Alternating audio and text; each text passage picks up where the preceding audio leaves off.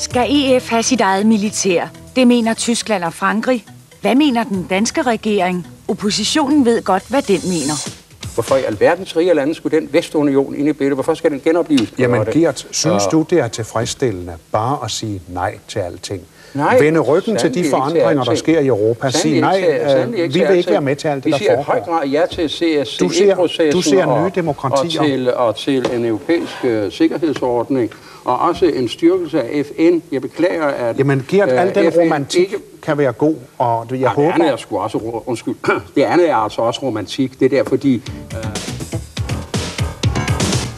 Udenrigsminister Uffe Ellemann-Jensen ønsker fart på forhandlingerne og taler om folkeafstemning i 1992.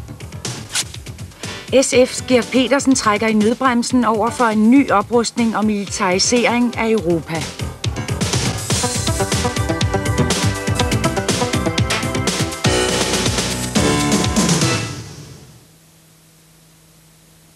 Så gik marts. Billeder af en forårsmåned.